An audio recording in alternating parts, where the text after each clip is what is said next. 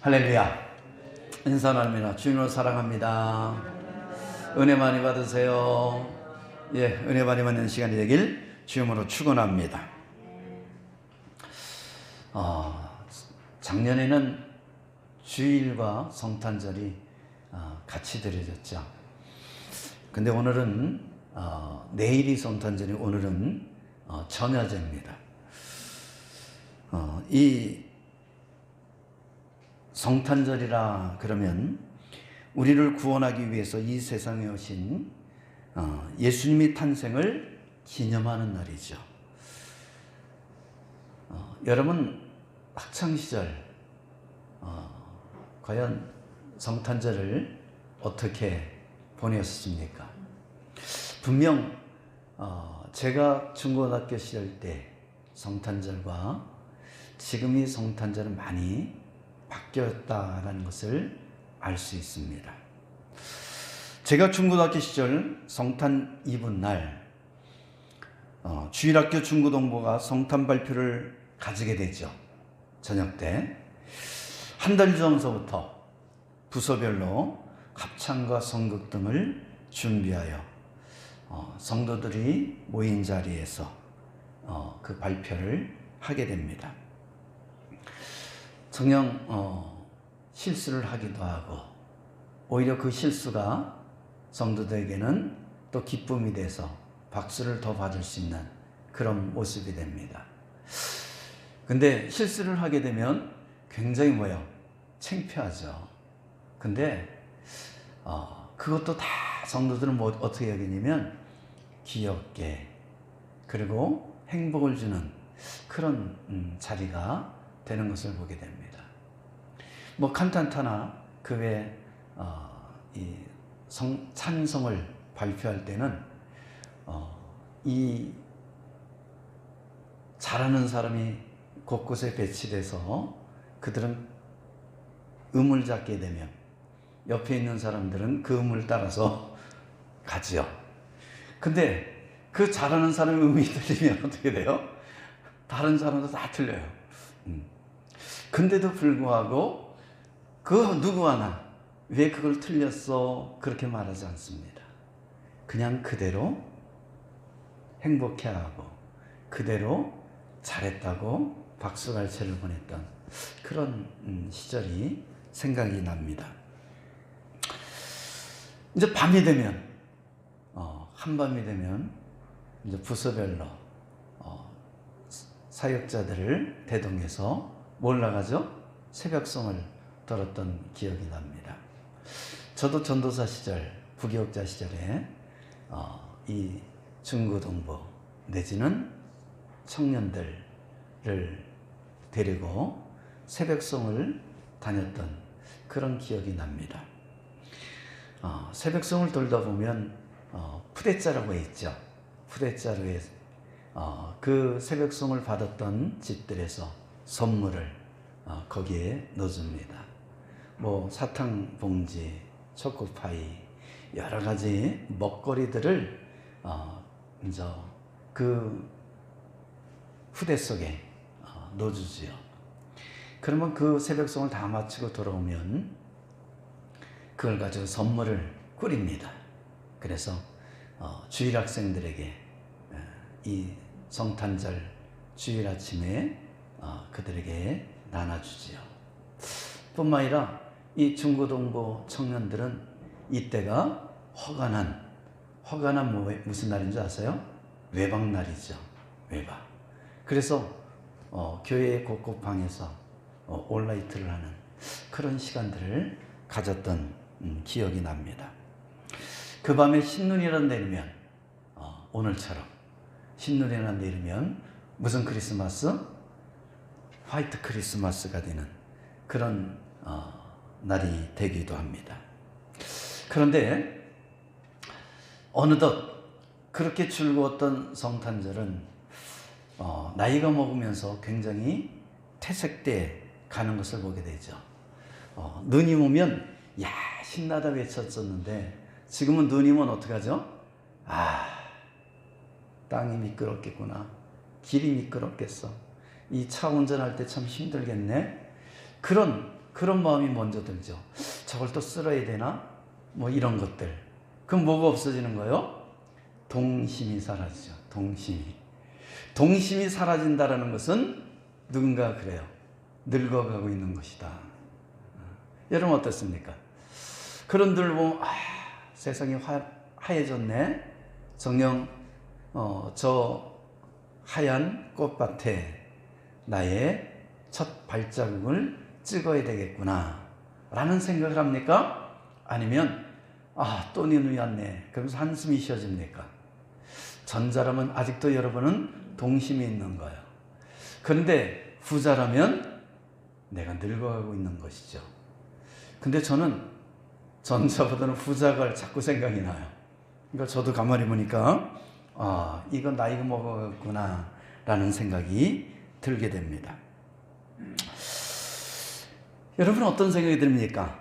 저는 그런 학창시절 또한 청년시절 제 부교육자 시절 이때 성탄절을 맞이했을 때 느꼈던 그걸 생각하면서 그때가 좋았다라는 생각이 들 때가 있습니다.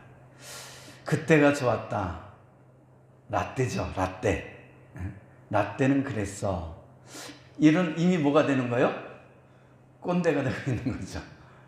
꼰대가 되고 있는 거예요. 나이가 먹고 있다라는 겁니다.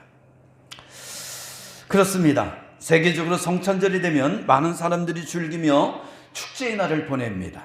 그러나 어느덧 성탄절이 참 의미가 뭐하게 돼 있죠? 퇴색돼 가고 있다라는 겁니다.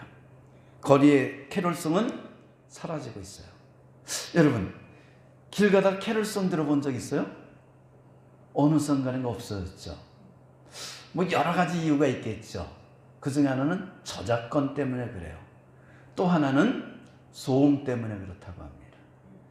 그래도 이 캐럴송이라는 것이 길거리에 들려졌던 시기가 그죠? 더 행복하고 삶과 생활이 넉넉하지 않았지만 그 캐럴송을 들으면서 사람이 뭔가 푸근함을, 따뜻함을, 평안함을 느꼈던 것 같아요. 그죠?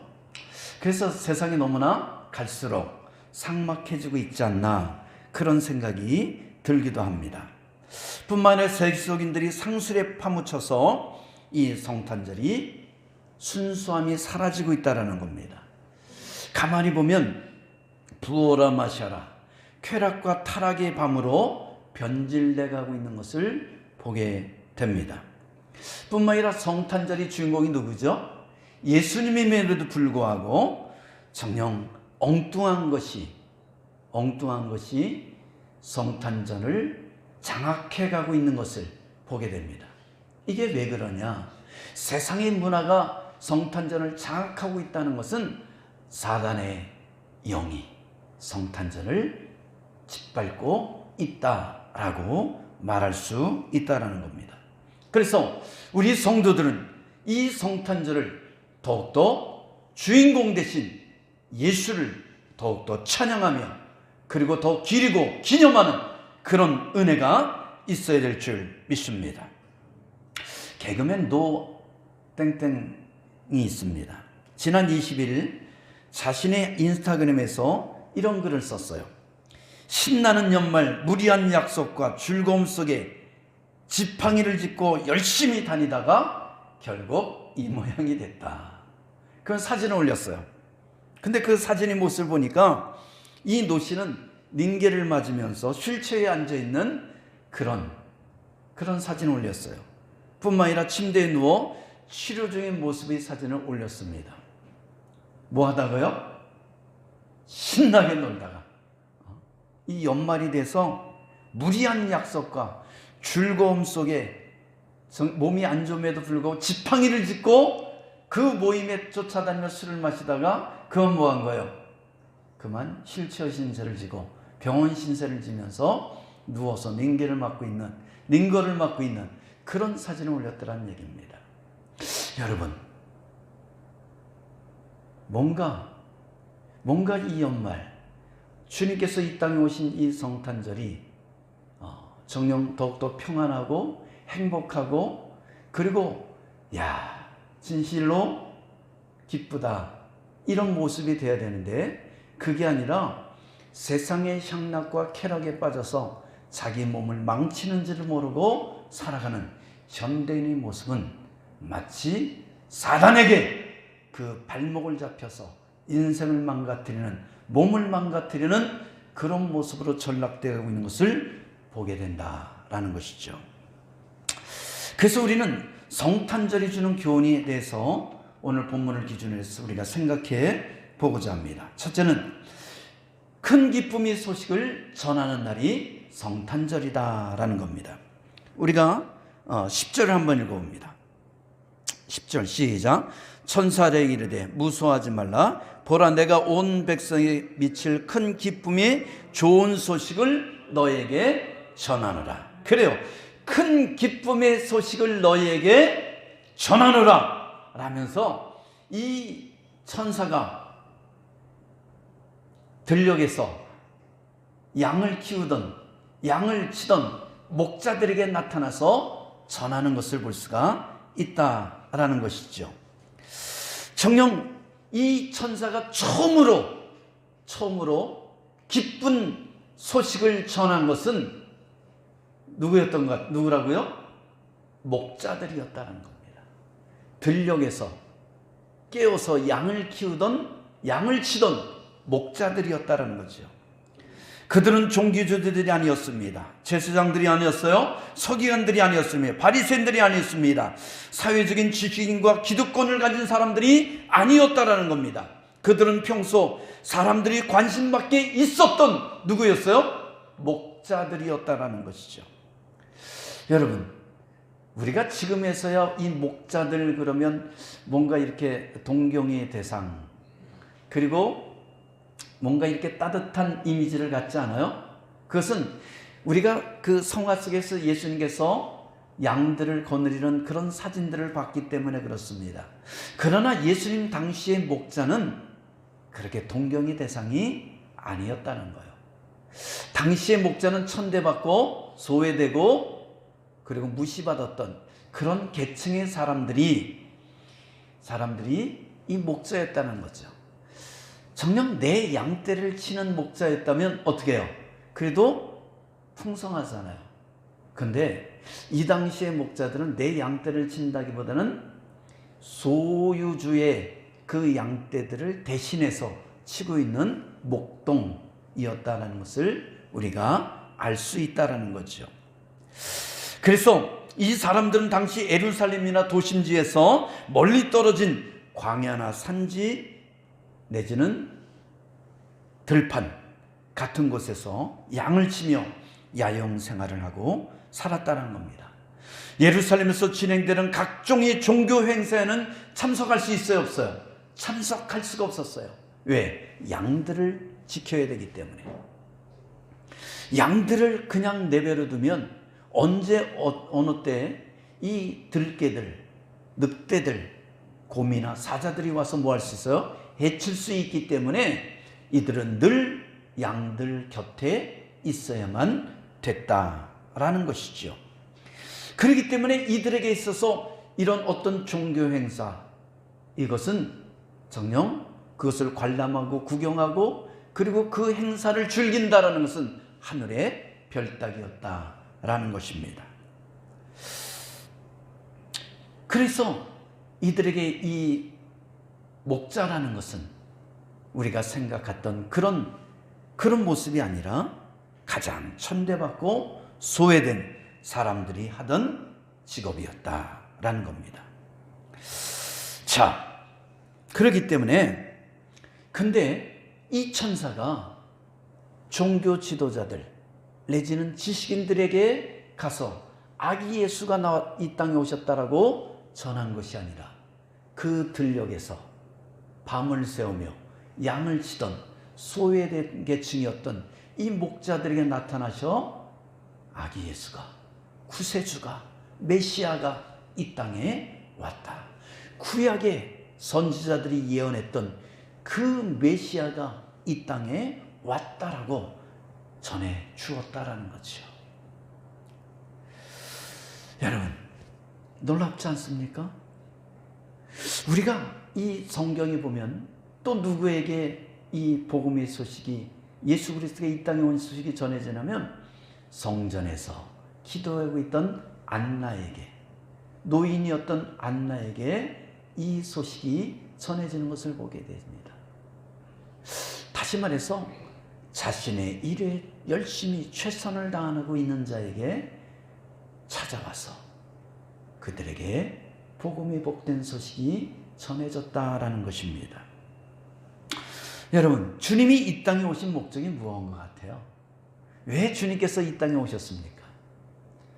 여러 가지 이유가 있겠죠. 그 첫째는 우리가 마태복음 9장 13절에 보면 주님은 궁의를 원하시고 제사를 원치 아니하시며 의인을 부르러 온 것이 아니라 죄인을 부르러 왔다, 그렇게 말씀하십니다. 다시 말해서 죄인을 구원하기 위해서 이 땅에 오셨다라는 겁니다.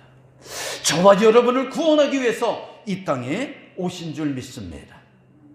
그래서 주님이 오신 첫째 목적은 뭐냐면 죄인들을 구원하기 위해서 오셨다라는 거예요. 또 하나의 목적은 뭔 것 같아요? 요한일서 3장 8절에 보면 하나님의 아들이 나타나신 것은 마귀의 일을 멸하려 하심이라. 다시 말해서 흑암의 권세를, 악한 영들을, 마귀의 권세를 멸하기 위해서 이 땅에 오셨다라는 것을 우리가 깨닫길 바랍니다. 이 땅엔 공중 권세 잡은 자들이 장악하고 있다는 거예요. 원래는 하나님께 창조하신 세상이었잖아요. 그러나 아담의 범죄 이후 정녕 악한 영들이 이 땅을 장악하게 되었다라는 것이죠. 그러나 하나님은 세상을 너무나 사랑하셔서 누구를 보내셨어요? 독생자 예수 그리스도를 보내셔서 이 마귀의 일을 멸하라 이 땅에 오신 줄 믿습니다. 우리가 성경을 보면 가라라 지방에 귀신 들린 자가 있었어요. 무덤 사이에 거하면서 포악하고 횡포를 거했다라고 성경은 말합니다. 그때 예수님이 그 길을 지나가시다가 이들을 만나게 되고 그리고 귀신을 쫓아내심으로 말미암아 이들이 온전해진 것을 볼 수가 있지요. 뿐만 아니라 간질병에 걸린 아들이 불에도 들어가고 물에도 넘어지는 것을 보았을 때 주님께서는 그 아이를 불쌍히 여기셔서 그 아이에게 간질병을 일으키는 귀신을 쫓아내심으로 말미암아 그가 온전해지고 건강한 모습으로 회복된 것을 보게 됩니다. 할렐루야. 또한 제자들을 파송했을 때 이 제자들이 가서 병든 자를 치료하고 뿐만 아니라 귀신을 쫓아냈을 때 주님께서 뭐라고 말씀하시죠? 정녕 악한 영들이 떠나가는 것을 보았노라 라고 말씀하고 있는 것을 볼 수가 있다는 겁니다. 그래서 하나님 나라가 임하면 나를 지배하고 있던 악한 영들이 떠나가는 줄 믿습니다. 내 집을 장악하고 있던 악한 영들이 떠나가는 줄 믿습니다. 이 사회를, 이 세상을 장악하고 있던 흑암의 권세가 떠나가는 역사가 일어나는 줄 믿습니다. 왜요? 전능하신 만왕의 왕신 하나님의 아들이 이 땅에 오셔서 통치를 시작했기 때문이라는 겁니다. 세 번째는 뭐냐면 마태복음 11장 5절에 보면 맹인이 보며 못 걷는 사람이 걸으며 나병 환자가 깨끗함을 받으며 못 듣는 자들이 들으며 죽은 자가 살아나며 가난한 자에게 복음이 전파된다 하라 라고 말합니다. 그렇습니다.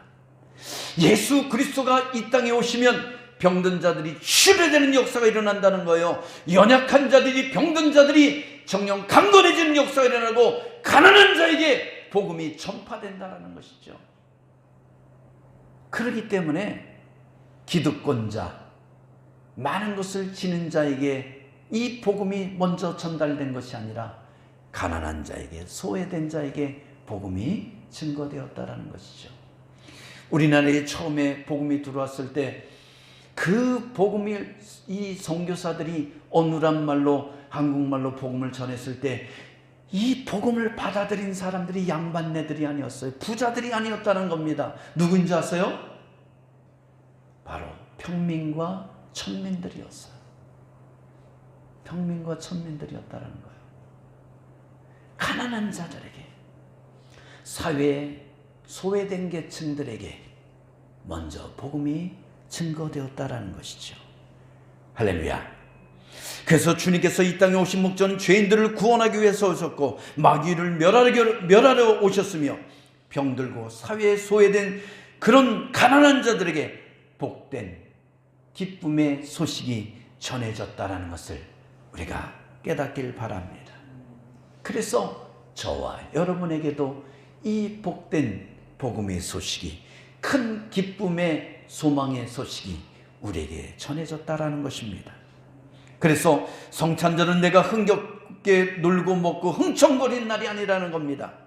천사들이 소외된 목자들을 찾아간 것처럼 이 땅에 소외된 사람들을 찾아가서 그들에게 뭐 하는 거예요?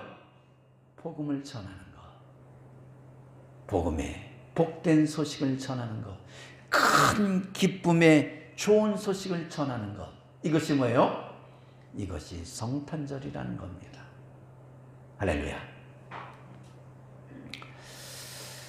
여러분, 예수님께서 이 땅에 오실 때 화려한 왕궁에 태어나지 않으셨어요. 예수님께서 이 땅에 오셔서 좋은 금침대에 그렇게 누워 계시지 않았습니다.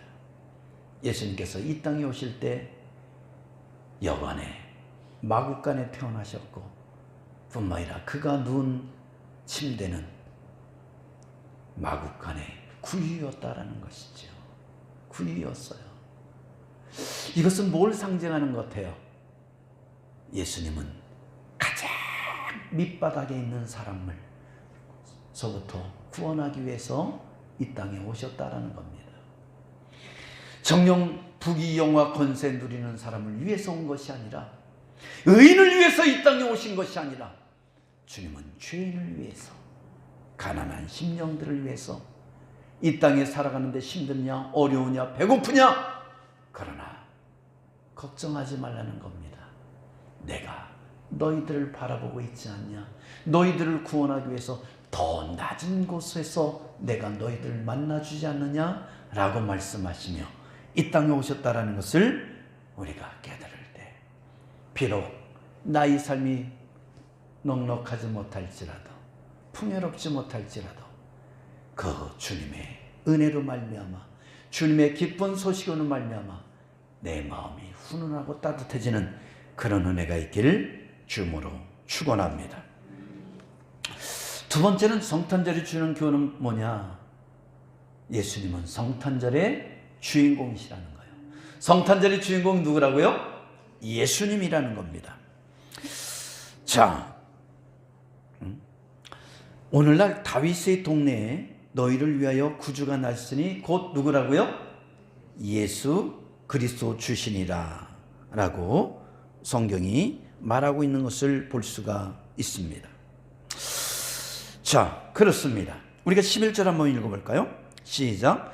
오늘 다윗의 동네에서 너희를 위하여 구주가 났으니 곧 그리스도 주시니라. 자, 이 누가는 예수님에 대해서 지금 세 가지 명칭을 한꺼번에 쓰고 있는 것을 볼 수가 있습니다.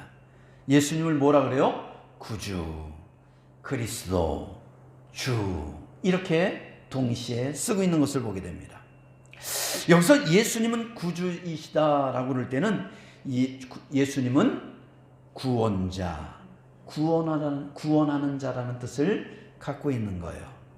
예수님은 우리를 죄에서 구원하기 위해서 이 땅에 오셨다라는 것을 말하고 있다라는 거죠.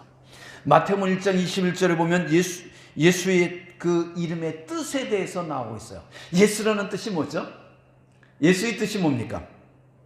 자기 백성을 저희 죄에서 구원할 자. 응? 자기 백성을 저희의 죄에서 구원할 자가 예수라는 거예요. 예수님은 이 땅에 오실 때부터 그 이름 자체가 나는 내 백성을 구원하기 위해서 이 땅에 왔다라고 그렇게 말씀하고 있다는 거예요. 제가 신학교에 가서 면접을 보는데 교수가 질문한 게 이거예요. 예수가 무슨 뜻입니까? 제가 잘 대답할게요? 대답 못할게요? 지금 잘 대답하잖아요. 대답 못했어. 너무나 많이 예수를 아는데 예수가 무슨 뜻인지를 답변을 못했어. 그랬더니 또 뭐라 그러냐면 그리스도는 무슨 뜻입니까? 그러더라고요. 내가 이것만 읽었어도 그죠? 잘 대답했을 텐데. 그래요. 내가 시험을 못 봤으면 떨어졌을 텐데 시험을 잘 봐서 붙은 것 같아. 여러분, 그래요. 이 구주라는 것은 뭐예요? 구원자라는 겁니다. 이 예수라는 것은 이름 자체가 자기 백성을 죄에서 구원할 자라는 거예요. 예수님은 당신의 백성들을 구원하기 위해서 이 땅에 오신 분이다 라는 것을 우리가 알아야 돼요. 그래서 우리가 예수님 그럴 때 그냥 막연하게 불려지는 게 아니에요. 나를 위해서 구원하기 위해서 이 땅에 오신 분이구나 라는 그런 명확한 고백이 있기를 축원합니다. 뿐만 아니라 마태복음 8장 17절에 보면 우리 연약한 것을 친히 담당하시고 병을 짊어지셨도다 라고 말합니다. 예수님께서 우리를 구원하실 뿐만 아니라 그분은 우리의 연약함과 우리의 질병을 다 짊어지시고 뭐한 거예요? 이 땅에 오신 거예요. 이 땅에 오신 거예요. 그래서 연약합니까? 내가 질고와 질병 속에 고통하고 있습니까? 내가 끌어안지 마세요. 성경이 그러잖아요. 예수님께서 다 짊어지셨다고. 여러분 기도할 때 그렇게 하세요. 주님께서 내 연약함과 내 질병을 다 짊어진다 약속가 있사오니 주님께서 내 병을 짊어져 주옵소서. 내 병을 주님께 맡깁니다. 내 연약함을 주님께 넘깁니다 라고 고백하시길 바랍니다. 따라합시다. 내 연약함을 주님께 넘깁니다. 내 질병을 주님께 맡깁니다. 그래요. 자꾸 주님께 전달하세요.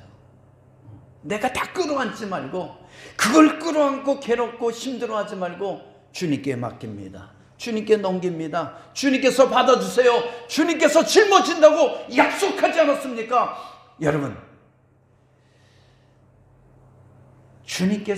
하나님께서 꼼짝 못하는 그런 기도가 있어요.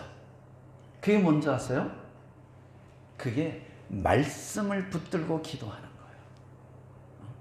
주님께서 모든 질과 질병을 연약함을 진다 말씀하지 않았습니까? 성경에 그렇게 말씀하셨사오니 성경에 하나님 말씀이 그렇게 말씀하고 있사오니 주님께서 책임져 주옵소서. 그리고 주님께 넘기세요. 주님께 넘기시길 바랍니다. 일어서 갈 때 다시 짐을 싸들고 가지 말고 풀어놨으면 그냥 주님께 맡기고 가는 거예요.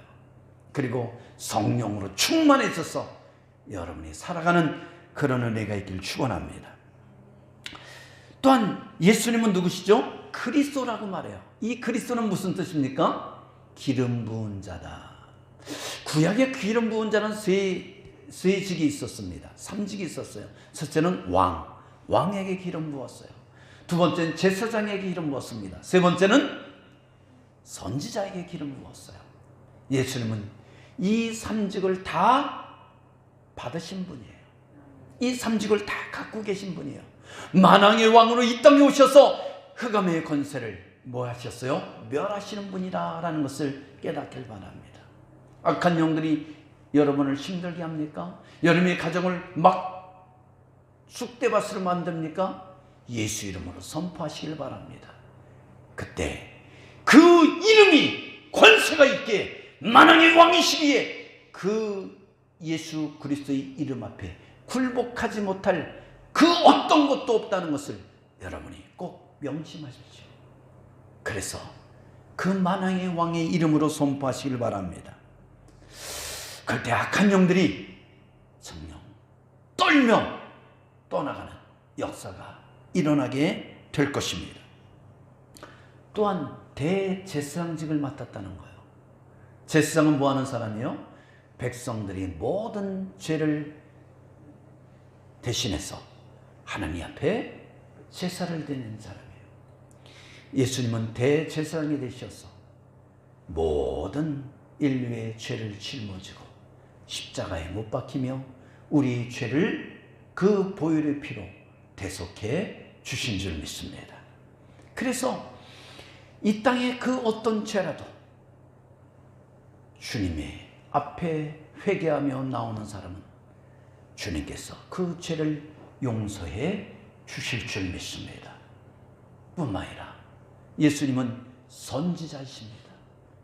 선지자는 뭐 하는 거예요? 하나님의 말씀을 받아서 백성들에게 전달하는 사람이었어요. 예수님은 하나님의 말씀을 대신 전하셨던 분이었다는 거예요. 그렇기 때문에 우리가 주님의 말씀을 듣고 그 주님의 말씀대로 순종하며 살아가는 그런 은혜가 있길 바랍니다. 그래요. 정령이 성탄절은 제사장 왕이요 제사장이요 선지자로서 이 땅에 오신 하나님의 아들을 뭐하는 거예요? 기념하는 날입니다. 그래서 예수 그리스도를 나의 구주 나의 하나님 믿고 예수 그리스도의 탄생을 축하하며 기념하는 그런 은혜가 있기를 주님으로 축원합니다. 그런데 어느덧 이 성탄절의 주인공 되신 예수님의 자리를 다른 것이 차지하게 됩니다. 세상의 오락과 쾌락과 향락들이 차지하고 있다는 거예요. 이거는 세상의 향락과 쾌락과 그런 것들이 차지하고 있다는 것은 흑암의 권세가 뭐하고 있다는 거예요? 장악해 들어왔다라는 겁니다. 예수 그리스도가 빠져버린 모든 것들은 뭐예요? 악한 영이 통치하고 있는 것이라는 것을 여러분이 기억하셔야 됩니다. 노아 시대에 시집가고 장가고 먹고 마시고 즐겨 따르는 것이죠. 지금도 다 그렇게 살잖아요. 예수 믿는 사람도 시집가고 장가고 먹고 마시고 다 하잖아요. 근데 노아 시대와 그리고 지금 이 성탄절을 맞이해서 세상 사람들이 노는 풍경과 차이가 뭔지 아세요? 정녕 우리 기독교인들의 차이는 뭔지 아십니까? 노아 시대에 하나님이 없었다라는 거예요. 그들이 시집가고 장가고 먹고 마실 때 하나님이 영광을 위해서 하는 것이 아니라 뭐를 위해서? 자신들의 쾌락과 즐거움을 위해서 했다는 겁니다. 자신들이 향락을 위해서 했다는 거예요. 지금도 마찬가지죠. 이 성탄절을 맞이해 연말연시를 맞이해서 세상 사람이 시집가고 장가고 먹고 마시고 정녕 향락과 쾌락을 즐길 때 그 속에 예수 그리스도가 빠져 있다면 그것은 주인공 대신 예수님이 빠져버린다면 그 속에 악한 영들이 주인공이 돼서 활기치고 있다는 것을 말해주고 있다는 겁니다. 노아 시대 하나님이 빠진 그들의 삶 속에 물로 심판했다면 예수 그리스도가 빠져버린 이 세상 속에는 불의 심판이 있다는 것을 우리가 깨닫길 바랍니다. 그래서 정녕 이 성탄절의 주인공은 예수님이시오. 주일의 주인공은 주님이시라는 걸 알고 우리가 주인공 되신 주님을 찬양하고 높이는 그런 은혜가 있길 축원합니다. 그래서 우리는 그 하나님을 뭐 해야 돼요? 찬양해야 된다는 거예요. 따라합시다. 하나님을 찬양하라. 우리가 13절 한번 볼까요? 13절 시작. 호련히 수많은 천군이 그 천사들과 함께 하나님을 찬송하여 이르되 14절 지극히 높은 곳에는 하나님께 영광이요 땅에서는 하나님이 기뻐하시는 사람들 중에 뭐라? 평화로다. 그래서 우리는 이 성탄절에 정녕 이 성탄절을 우리가 맞이하는 이 시점 속에 하나님을 뭐 하는 거예요? 찬양하며 살아가야 된다는 거예요. 우리 성도들은 언제 어디서나 하나님을 찬양하는 그런 모습이 되어야 줄 믿습니다. 여러분, 우리가 생각해 볼 게 있어요. 목자들이 천사를 만났을 때 어떻게 했어요? 놀라웠다고 그렇게 말합니다. 우리가 9절 한번 볼까요?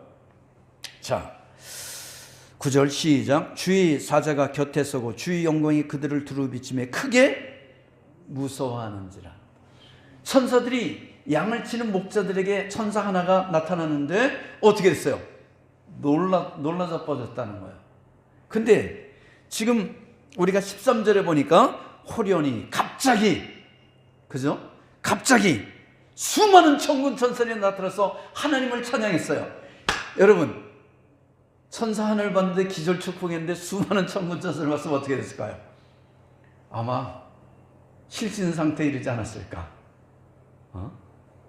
그리고 그것을 깨달았을 때는 어떻게 됐을까요? 황홀경에 빠졌을 것 같아요. 그죠? 베드로가 변화산에서 이 모세와 엘리야와 그리고 예수님이 변화된 모습을 볼 때 그가 뭐라고 말합니까? 내가 여기에 초막을 짓 때 하나는 모세를 위해서, 하나는 엘리야를 위해서, 하나는 주님을 위해서 초막을 짓겠나이다. 그렇게 말해요. 왜? 거기에 황홀경에 빠져버린 거예요. 그때 예수님이 그래, 우리 여기서 캔사라의 세라 마음껏 즐기며 살자꾸나 그랬어요? 아니에요. 얘들아 내려가자. 그리고 다 데리고 내려왔어. 다 데리고 내려왔어. 여러분, 그렇습니다. 놀랬을 거예요. 그죠? 놀랬을 거예요. 저도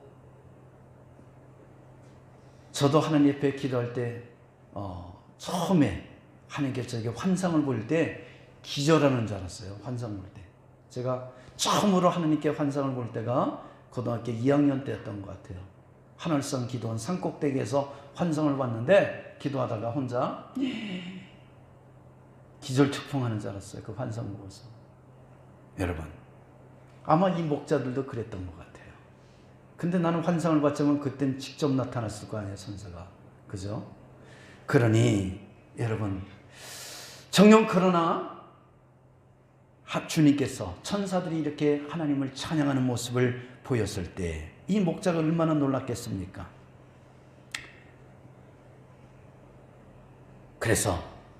그러므로 우리는 언제나 영적으로 깨어있기를 주님으로 축원합니다. 그래서 예수님이 언제 오시더라도, 언제 어느 때 내가 기도할 때 환상을 보던가 아니면 말세에 예수님께 천군 천사를 거느리고 이 땅에 오실 때 기절 축풍하지 말고 여러분들이 영적으로 깨어서 할렐루야 마라나타 주여 오시옵소서, 내가 주님을 기쁨으로 맞이합니다 라며 맞이하는 그런 영적인 충만함이 있기를 주님으로 축원합니다. 여러분, 우리가 10절에서 지극히 높은 것은 하나님께 영광이요 땅에서는 하나님이 기뻐하시는 사람들에게 뭐다? 평화로다 말할 때 지극히 높은 것은 하나님이 계신 것이요 반면에 땅에 사람들이 살고 있다라는 겁니다. 그죠? 대조적으로 천사들은 하늘에 계신 하나님께는 영광을 돌렸고, 그리고 땅에 있는 사람들에게는 뭐가 있기를 기원했어요? 평화가 있기를 기원했다라는 겁니다. 그렇게 노래했다라는 거예요. 여기서 평화는 어떤 평화인 것 같습니까? 우리가 일반적으로 생각하는 마음의 평화, 심령의 고요함, 그래, 그럴 수 있습니다. 그러나 그거보다도 더 중요한 것은 하나님과 인간관계 속에서의 평화라는 거예요. 화목을 말하고 있다는 거예요. 아담이 범죄 후 죄가 이 땅에 들어오고 그 죄로 말미암아 하나님과 사람 사이에 담이 생겼다는 거예요. 장벽이 생겼다는 거예요. 그래서 사람이 하나님께 가고 싶어도 갈 수가 없었다는 거예요. 왜? 죄 때문에. 근데 누가 오셨어요? 예수 그리스도가 이 땅에 오셨어요. 그 예수님은 하나님과 인간 사이에 막혔던 담을 헐어주시고 그리고 화목게 하셨다라는 겁니다. 근데 아버지 그리고 얘들아 화목해라? 그게 아니었어요. 예수님은 당신을 십자가에 내주심으로 말미암아 거기서 너무나 처절하게 물과 피를 쏟으심으로 그 보혈의 피로 그 화목제물이 되셔서 하나님과 우리 사이에 화목해 주셨다라는 겁니다. 할렐루야. 그게 뭐예요? 그래서 우리가 다시 하나님을 만나서 하나님을 아버지라 부를 수 있는 것, 그리고 천국의 소망을 갖고 살아갈 수 있는 것, 바로 이게 주님께서 우리에게 주시는 평화, 화목이라는 것을 깨닫길 바랍니다. 할렐루야. 그런데요, 아무나 다 이 평화를 누리는 게 아니에요. 오늘 성경 보니까 단서가 있어요. 뭐가 있다고요? 단서. 한번 14절 볼까? 다시. 지극히 높은 것은 하나님께 영광이요 땅에는 하나님이 기뻐하시는 사람 중에 평화라. 자, 어떤 사람이 평화를 맛봐요? 하나님이 기뻐하시는 사람들. 하나님이 기뻐하시는 사람들이라는 거예요. 이건 뭘 의미하냐면 예배소서 1장 5절에 보면, 예배소 1장 5절에 보면 하나님이 기뻐하신 뜻 가운데 예정되어 택함을 받은 사람들에게만 이 평화가 주어진다라는 겁니다. 여러분, 그렇습니다. 구원은 우리의 선행과 우리의 공로로 구원받는 게 아닙니다. 구원은 전적인 하나님이 은혜인 줄 믿습니다. 그래서 하나님께서 택한 사람들, 이게 선택과 유기의 그런 교리죠. 조직신화에서 선택과 유기의 교리이긴 한데만, 이걸 배우자면 한 학기를 다 공부해야 돼요. 근데 중요한 것은 하나님께서 무작정 구원하신 것이 아니라 하나님께서 선택하셨다는 거예요. 이유와 조건 없이 정녕 하나님께서 기뻐하시는 사람들을 선택하신 사람만이 이 평화를 뭐 할 수 있다는 거예요? 누릴 수 있다라는 겁니다. 여러분 생각해 보세요. 이 목자들에게 나타나셨어요. 이건 하나님의 일방적인 선택이었어요. 소외계층이었고 종교 행사에 마음 자유롭게 참석하지 못하는 이 목자들, 한밤중에 양떼를 키우던 이 목자들에게 천사들이 나타나서 큰 기쁨의 좋은 소식을 전해 주었다는 겁니다. 이거는 하나님의 일방적인 은혜라는 것을 우리가 깨닫길 바랍니다. 나 같은 죄인이 구원받을 수 있었던 것은 내가 뛰어나서, 내가 똑똑해서, 내가 잘나서가 아닙니다. 내가 선행을 하고 내가 공로를 세워서가 아니라 하나님께서 이유와 조건 없이 나를 모하셨기 때문에, 사랑하셨기 때문에, 나를 선택해 주셨기 때문에 내가 구원받았다는 것을 깨닫기를 바랍니다. 그렇다면 나는 아무것도 안 해도 됩니까? 나는 선행과 공내가 할 필요가 없습니까? 아니요. 내가 예수 하나님의 놀라운 은혜로 선택받아 구원받았기 때문에 인전 나는 구원받은 백성으로서 예수 그리스도를 닮아가는 삶을 살아야 된다는 거예요. 그게 뭐예요? 그게 선한 삶을 사는 거예요. 그게 선행을 하는 거예요. 그게 하나님이 기뻐하는 삶을 살아가는 것이죠. 그래서 우리는 예수를 믿기 위해서 선행과 공로를 하는 것이 아니라 예수를 믿었기 때문에 선행을 하고 공로의 삶을 살아가야 될 줄 믿습니다. 방향이 이해가 되죠. 가톨릭은 내가 선행하고 공로를 행해야지만 구원을 받는다고 그래요. 그러나 우리는 그렇게 말하지 않아요. 내가 예수를 믿었기 때문에 예수를 닮아가기 위해서 우리는 선행하고 공로를 하는 거예요. 할렐루야. 그럼 바른 깨달음이 있기를 주님으로 축원합니다. 말씀을 맺고자 합니다. 천사가 목자에게 복음이 복된 소식을 전해 주었습니다. 이제는 우리가 힘써 이웃에게 복음을 전해야 합니다. 성탄을 맞아 즐겁고 기쁘게 보내는 것도 필요합니다. 그러나 더 중요한 것은 성탄의 주인공 되신 예수를 찬양하고 증거해야만 된다는 겁니다. 예수님의 증인으로 우리는 살아가시길 주님으로 축원합니다. 우리를 구원하기 위해서 하늘의 영광을 버리고 이 땅에 오신 주님을 찬양하며 살아가야 된다는 겁니다. 십자가에서 물과 피를 쏟으시고 우리 죄를 대속해 주시고 평화를 누리게 해주신 주님께 우리는 감사해야 됩니다. 이 기쁜 소식을 나만 누리는 것이 아니라, 우리만 누리는 것이 아니라 정녕 이 땅에 소외된 자에게, 정녕 이 땅에 어려움을 겪은 자에게 가장 복되고 기쁜 소식을 전하는 저와 여러분이 되길 주님으로 축원합니다. 축원합니다. 기도합니다.